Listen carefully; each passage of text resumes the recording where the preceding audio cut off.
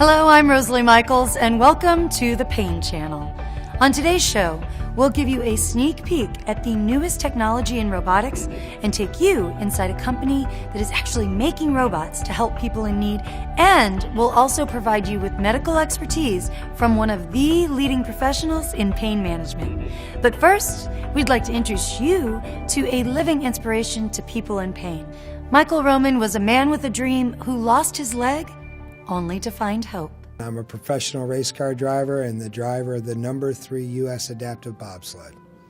You know, in 1994, dude, trying to impress my girl, Susie, and I had just started to date each other. I worked at a hospital in St. Louis, and Susie worked there. And, you know, I was just playing a game of silly basketball. The ground was a little wet, and did a spin move, and, you know, I knew I did something bad to the knee, and tried to brave it up. The kids were there, and the following Monday went into work and asked the surgeon I worked for to take a look at it. You know, initially we thought it was just a simple meniscus tear. We were going to go in to do an arthroscopy, 2 or 3 little incisions, and he'd repair it through the knee scope, and I'd be back to work in 6 days. And, you know, when I came out of that surgery, the damage was a lot more than both of us had anticipated, and they had to open the knee up and do a patellar realignment, and I was in a knee immobilizer and just couldn't understand how I was having trouble processing the whole situation.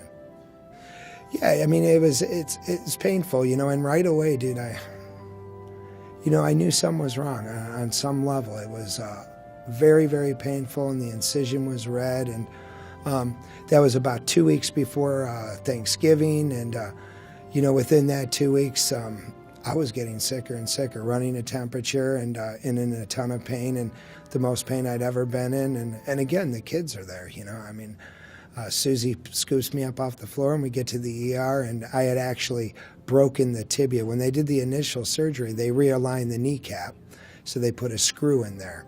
And where they put the screw in, I had actually broken the bone. So we spent that night in the ER in an emergency surgery, and came out with even a bigger incision, and instead of 1 screw, this time I had 2 in my knee. You know, it starts out slowly. It gets red and infected, and it gets hot, and I run a temperature, and then, you know, you can see the screw heads actually backing out of the incision. And as soon as that infectious disease doctor walked into the room, I worked at the hospital. I knew what he did. I think, probably the most frightened I'd ever been. I mean, we studied these infections in school, but I just couldn't believe it happened to me. We had done so many procedures in that OR with that doc and never had a problem. And of course, it was me. You know, so I think initially my reaction was panic and fear. I didn't know what to do or how to get around this. I just knew that I was in trouble. I'm thinking my life is just taking off, and I just couldn't accept it. And I just remember begging him, dude, there's got to be something. And his only comment was, maybe the Mayo Clinic. And so he got me in under infectious disease at the Mayo Clinic, and one of our fears was that I would try to think I knew more than the doctors, you know, knew just enough to be dangerous, kind of a thing. And I always promised her I'd listen to what Dr. Farley said, but I just couldn't face it. And when we got to the Mayo Clinic, I mean, I had that same conversation with the intake doctor. I'm like, I need you to come up with something creative to save that leg. That was my ultimate goal. And I just remember begging them again, and they came up with a plan, and they're going to do a knee arthrodese. So they're going to remove the knee joint completely, shorten my leg by 6 inches, take the calf muscle from the back and put it over the front, take bones from both of my hips, pack them in there to fuse everything straight, and put me in a halo and do a full thickness muscle from skin flap to cover everything up. And all I heard was I was going to save my leg. I mean, looking back on it, it was Frankensteinian type stuff. How on earth? And, you know, we go down to admitting, and, you know, the lady is actually tearing up as she's coming to me, and, you know, sorry, Mr. Roman, your insurance has denied you. You know, I had prayed so hard for someone to come into my life that had that solution, that answer. And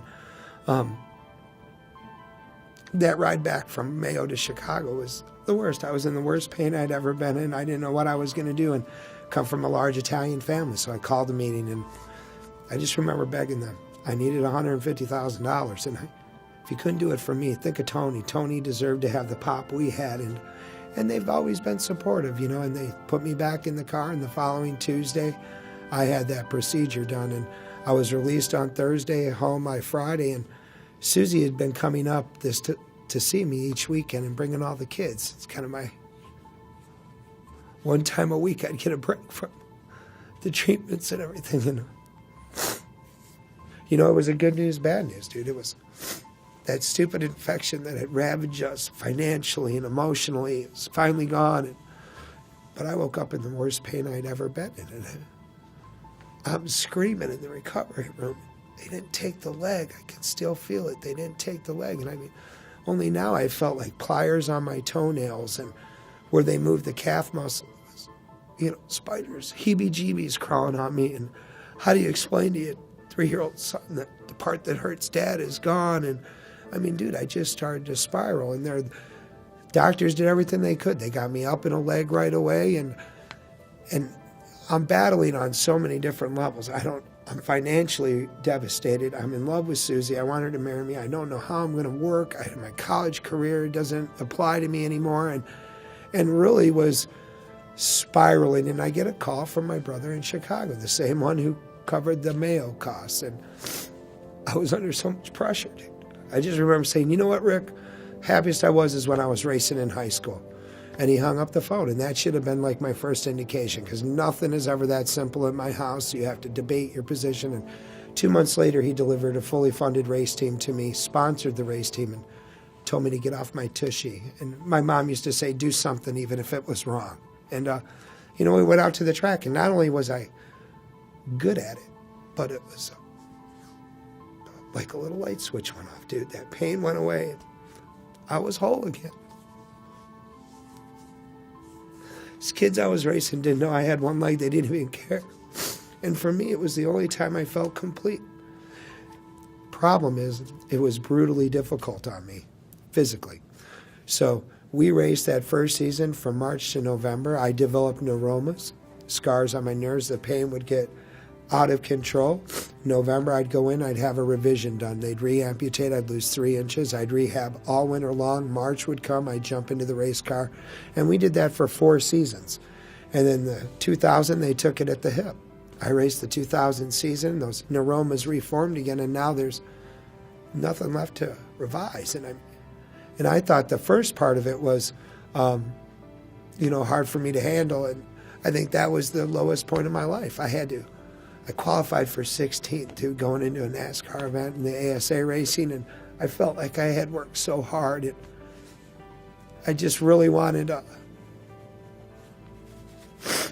don't know, the opportunity, you know, and I had to pull myself out of the race that morning. I knew there was no way I could race 250 miles in the pain I was in. I was going to have to medicate myself. So pulled me out of the car and put another driver in. He's now racing NASCAR and doing well. My brother sponsored the race team, and they got all the publicity they could handle. And Susie and I left with another failure as far as I was concerned. You know, my kids got to see me once again go right to that level of getting better and being whole again, and then taking a giant step back. And really, when we got back to St. Louis, the only tool in his toolbox, my doctor, was high-dose narcotics, and that's what they tried to do. They tried to keep me comfortable, and we got up to 400 milligrams of morphine a day, 25 milligrams of Valium, and I'm hallucinating. You know, we've got little kids in the house, and for me, I was convinced Susie and my doctors were conspiring to have me committed because I was struggling so hard emotionally, you know. And I walked into my doctor's office, and I just remember begging him for a pain increase. You got to get me somewhere where I can be comfortable. And he looked at me and he said, Michael, no. I mean, she's going to find you dead. And it wasn't that scary to me. I was so tired. We've had 40 surgeries by now, and it's been 15 years, and I'm exhausted, dude. I feel like I've battled back 10 times only to get to lose again. And, you know, the next thing out of his mouth was, but I'm going to send you to a pain management specialist. And, you know, I know Dr. Patterson since he was a resident, dude. I taught him how to scrub in the OR. And, you know, if anybody wanted me better, it was him. He knew Susie. He knew our kids. And, his only tool was medications. And when I walked into Dr. Coleman's office, the pain management specialist, the first words out of his mouth was spinal cord stimulator. You know, I think the worst part about it was, you know, when I went for that first trial, every one of these surgeries, we'd have a family meeting and I'd promise the kids, don't give up on me. I am still fighting. I'm still in here and I'm going to come home to you. And, you know, with every successive failure, I felt like I lost a little more of my credibility and a little more of my lifeline to them. And, you know, that one was the worst. You know, not only did I tote this stimulator as being the world's answer for everything and NASA type stuff, but when it didn't work, they had to give me an epidural because the pain was so bad. So my teenage daughters are pulling me out of the car. I'm urinating on myself. There's just nothing left. I couldn't face that again. And I told Dr. Coleman that. And he was very patient with me, you know, and in my medicated mind, I have this like a 3-month negotiation process, but actually it was about a year. I was so frightened of that other experience that I took a year for me to do the trial. And when Dr. Coleman finally said, either you do this trial or you need to find a new doctor, I did it out of fear. I wish it was someone I had spoken to, something I saw online. It was, what am I going to do if I lose him? He is the only one keeping me alive right now. And so I tried it, and we went in, and he explained it's going to be real simple. They're going to give you an epidural. I've had hundreds of those, and instead of putting meds, they're going to feed this little wire up there, and we're going to turn on an external battery and see how it feels. And, you know, they turned it on. It was almost instant for me. That leg that was ice cold and kind of dragging on the floor began to float and got warm. And I am literally singing in the operating room, and he came out to report to Susie. He goes, it's working. Susie's like, what's working? I mean, we put no emotional interest, investment into this at all. It wasn't going to work. And, you know, my goal was, if this thing did work, 3 months, I wanted to be at 50% my pain. I figured if I could get down to 200 milligrams of morphine, my life would calm down and I'd have so much better on so many levels. And by 3 months, I reached that goal. And by 6 months, I'm off all medications for the first time in 15 years. And Susie calls it the Great Awakening. You know, I was overwhelmed. I'm financially bankrupt. I have no job, and nobody knows about the system. Nobody knows about pain management services. And I called Boston Scientific in California, the company that made the stimulator, and I start railing on the marketing department about how they're not doing their job, how it costs me literally everything. Part of being a chronic pain patient and on all these medications is you isolate yourself from friends and family. And I needed someone to chat with. And we came up with an idea of Race Against Pain, like an internet site, where a MySpace page where pain patients could talk about the procedures and talk about their experiences, and most importantly, feel connected to a community and get a lifeline back in. And one of the most important features was when they went onto that website, you type in your zip code, and, you know, all the pain doctors in your area come up. And as long as you see one of them, then that was really my call to action. Once I saw Dr. Coleman, he had the answer. I was afraid it took me a year. That's like one of my only regrets. So I wanted to make sure the next guy who was afraid had somebody to talk to about it, someone that they could use as a resource. And, you know, through this process, as I said, my family has always used racing and a race car. And I was able to climb back into the car, and that passion was fueled again. And for the last 5 years, we've been racing open wheel cars and formula cars. And last season, I got the chance to jump into a land speed car. And, you know, again, little light bulb went off. We've set a record in that car every time I've sat in it. And for me, it was just about taking life on life's terms. That was something I was unable to do before. And I know that a majority of people, my goal is not to be a race car driver. That's who I am, or what I do. It's not who I am. My goal in this was to be the husband and father that Susie and the kids have deserved. But what it has allowed me to do is kind of repair those little, you know, devastated relationships. And I mean, not being glibly, I went through their lives like a tornado. I'm a firm believer, and sometimes, second chances can lead to greatness. It's hard to describe where I was at 3 a.m. when Susie and the kids were asleep, and the pain was so overwhelming, and I couldn't figure out a way out of this chasm, and I'm promising you that there's a way out of your chasm, and that all I need you to do is get through tonight. Tomorrow morning, reach out and ask for help through your pain doctor, through the raceagainstpain.com website, to controlyourpain.com. If you're having neuropathic pain like I was, you don't have to live in the hell that you are or the hell I was. The technology and the innovations have come so far in the last 5 years and continue to evolve that your answer may be out there and you're just unaware of it. So if you're not seeing a pain management specialist, get to one. There's one all over your area. Go to raceagainstpain.com, type in your zip code, get to a pain management specialist, and follow his advice. Michael Roman will be featured in an upcoming feature-length film about his journey. To learn more about the film, go to the website you see on the screen. Now, we turn our attention to an entirely different triumph of the human spirit. Spring Active is a company at the forefront of robotic technology, and they're making tremendous strides in human assistance through innovative solutions. And we went directly to their laboratory to learn more.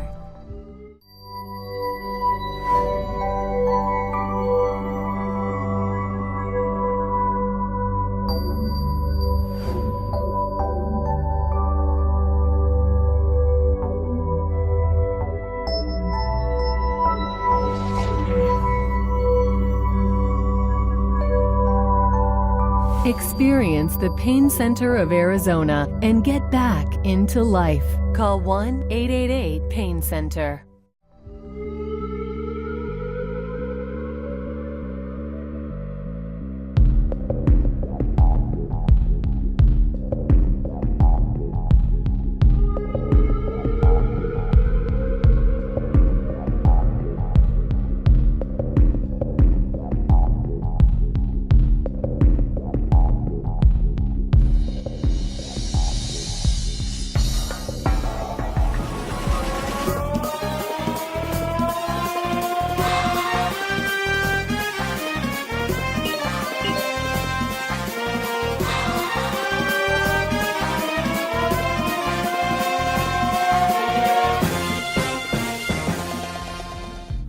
Hello, my name is Kevin Hollander. I am the Director of Product Development at Spring Active Incorporated here in Tempe, Arizona. All this started for me personally about a decade ago after my uncle was injured in a work-related accident. He's now a bilateral above-the-knee amputee. And a couple of years after his accident, we were at a family barbecue together. And he came up to me in a joking manner and he said, "Kevin, you're an engineer. Why don't you build me a pair of legs that work?" And I laughed and he laughed and we had a good time. Well, later that evening, as we were driving home, I started thinking about the problem and I said to myself, why don't robotic limbs for amputees exist? What's going on there? There's been so many more advances in the world in computers and software and technology in general, but you don't see it in that environment. So for me, that's where this all started. And then with that, when I came back and moved to Arizona to pursue my PhD, that's where I began my research, was looking at the problem of how do you apply technology and robotics to assist people that need it.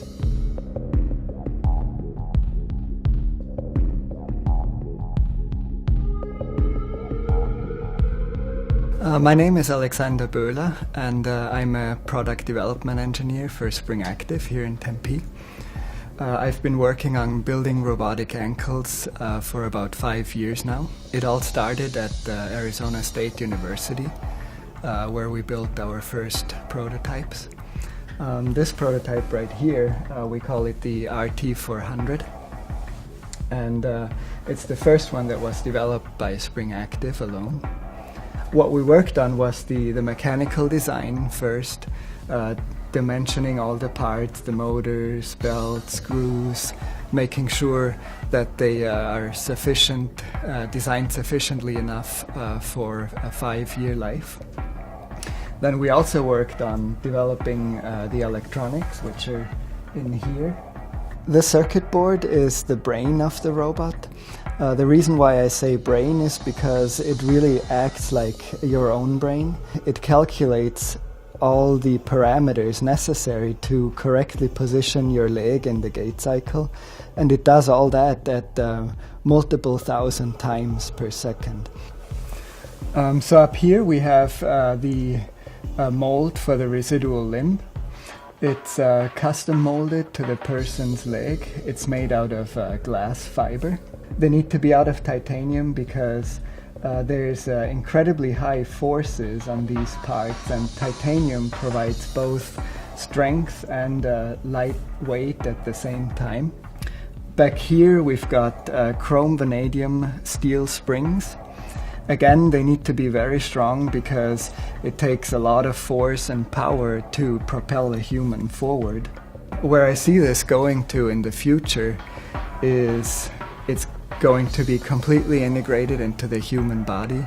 You're going to have sensors attached to your nerves, and the robot is going to read information that's coming directly from the brain, and that will determine its movements.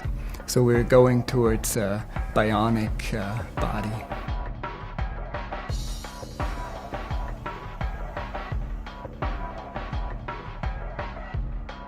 As a robotics engineer, it involves many disciplines to achieve that goal, to make that robot move. Where we've began with these projects is on the mechanics side. The challenge for these types of projects are a commercial prosthetic device has to last 5 years, which is a lot of durability. If you think about how many times a year you replace your tennis shoes. I go through a pair of tennis shoes a year. And yet we've got this sophisticated device with motors, electronics, gears, belts, springs that's got to last 5 years without replacement. As a result, we've had to invest a lot of time into analyzing what kind of materials work for this problem. You got to keep the robot as compact as possible. You got to keep the robot as lightweight as possible because that's an important factor here. So we use aircraft aluminum for the composite body. We use the highest strength spring steel that's available so that we can have infinite life out of those springs so that they don't break during the use. We use Swiss motors that have very high power to weight ratios for these designs, as well as a Swiss rolling screw, which offers us high thrust capability on the actuator, as well as high endurance life from the device. So our short-term goal is to move from this prototype device to something that's much more small and compact. You know, the last 5 years we've been working to take something that was a raw theory and develop it into a tangible item that can actually help people. Our goal for the next 5 years is to implement running and walking in the same device, as well as being able to give voluntary control of that ankle and foot, so that thousands of people that are afflicted by these conditions can be helped in the long term and replace that function that they're missing, and ultimately improve their quality of life. That is some really amazing progress. It's good to know that groundbreaking technological research is being done that doesn't involve my cell phone. The show is almost over, which means it's time for Ask Dr. Cywick, where we give you expert medical opinions absolutely free. Here to answer your questions is the medical director of the Pain Center of Arizona, Dr. Stephen Cywick. This week's question comes from Jared Franklin out of Salt Lake City, Utah. Jared asks, can you explain more about phantom limb pain? How can something hurt if it isn't even there? Well, thanks for your question, Jared. You know, phantom limb pain is one of those really difficult to manage types of pain syndromes. I tell my patients a lot of times there's bone pain, there's muscle pain, there's nerve pain, and to be honest with you, phantom limb has a little bit of all three, but it's the nerve pain component that really is the whole entire center of patients with phantom limb pain. You know, the problem is that after the amputation or after the loss of the limb, There is a severing of some of the muscles and the bones, but again, it's the nerve issue that becomes a problem. I tell my patients a lot of times, think of it like a tape recording. There is this ongoing tape recording that is playing over and over and over again, and it's that issue that the patients are experiencing. There's loss of limb, but these patients experience the limb and all of the pain that was sometimes even associated with the traumatic loss on a regular daily basis. There are wonderful treatments that are available. There's different types of nerve pain medications and physical therapy and nerve blocks and as you've heard, spinal cord stimulation. So for more on a patient's perspective, let's go back to Michael Roman and see what he has to say about phantom limb pain.